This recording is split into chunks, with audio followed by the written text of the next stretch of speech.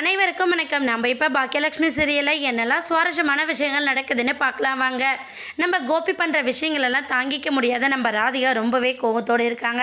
இந்த டைமில் நம்ம செல்லியன் எழில் 2 பேரும் கோபியை நடக்க முடியாத நிலையில் கொண்டு வந்து வீட்டில் போட்டதை பார்த்ததுமே நம்ம ராதிகா ரொம்ப டென்ஷன் ஆயிடுறாங்க. கூடவே அம்மா இங்கே வந்து பாருங்கள், இவர் எப்படி வந்திருக்காருன்னு நான் ஆரம்பத்திலே சொன்னேன். இவரோட கட்டிக்கிட்டு நான் தேவையில்லாத பிரச்சனையை ஃபேஸ் பண்ணிக்கிட்டு இருக்கேன். ஆனால் மனைவி குழந்தை இறந்துட்டு கஷ்டத்தில் இருக்காளே அப்படிங்கிற வருத்தம் துளி கூட இல்லாமல் ஒரு பாட்டு தினமும் குடிச்சிட்டு வந்து இப்படி பண்ணிட்டு இருந்தா எப்படிம்மா?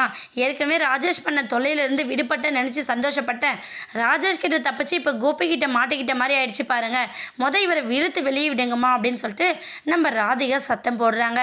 உடனே கமலா என்ன பண்ணுறாங்கன்னா ஒரு பக்கெட் தண்ணியை கொண்டு வந்து நம்ம கோபி மேலே ஊற்றி, மாப்பிள்ளை என்னதான் நினச்சிக்கிட்டு இருக்கீங்க, நீங்கள் உங்கள் இஷ்டத்துக்கு பண்ணிகிட்ருக்கிறதுக்கு இது ஒன்றும் உங்களோட வீடு இல்லை அப்படிங்கிற மாதிரி நம்ம கமலா பேச உடனே கோபி கோவப்படுறாங்க.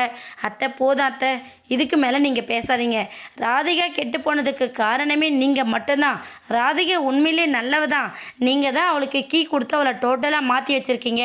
இல்லைனா எப்போவுமே என் பேபி இப்படி பேச மாட்டா அப்படின்னு சொல்லிட்டு நம்ம கோபி வந்து அவர் இஷ்டத்துக்கு பேசிக்கிட்டு இருக்காரு.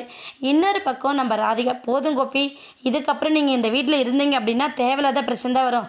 தயவு செஞ்சு கிளம்பி வெளியே போயிடுங்க அப்படின்னு சொல்லிட்டு நம்ம ராதிகா சொல்ல உடனே கோபி வந்து, பேபி என்னை வீட்டை விட்டு வெளியே போன்னு சொன்னால் நான் எங்கே போவேன்? நீ தானே என்னோட மனைவி, இதுதானே என்னோட குடும்பம், இதுதானே என்னோட வீடு, நான் எப்படி போவேன் அப்படின்னு சொல்லிட்டு அவர் பாட்டு உளறிக்கிட்டு இருக்காரு. சரி விடு ராதிகா, போதை தெளிஞ்சதுக்கப்புறம் நீ என்னவோ ஒன்று சண்டை போட்டுக்கோ. இப்போ எதுவும் பேசி நீ தேவையில்லாமல் ரெஸ்ட் இல்லாமல் மன உளைச்சலுக்கு ஆளாகாத, நீ போய் ரெஸ்ட் எடு அப்படின்னு சொல்லிட்டு கோபியை ஒரு ஓரமாக விட்டுட்டு போயிடுறாங்க. கோபி ஒரு பக்கம் அவர் பாட்டு, ஐயோ அம்மா உங்களை வீட்டை விட்டு வெளியே அனுப்பிட்டேனே அப்படின்னு சொல்லிட்டு புலம்பி தள்ளிக்கிட்டு இருக்காரு நம்ம கோபி. என்னாக போகுதுன்னு வெயிட் பண்ணி பார்க்கலாம். இந்த வீடியோ உங்களுக்கு பிடிச்சிருந்தா மறக்காமல் நம்ம சேனலை சப்ஸ்கிரைப் பண்ணுங்கள். தேங்க்யூ.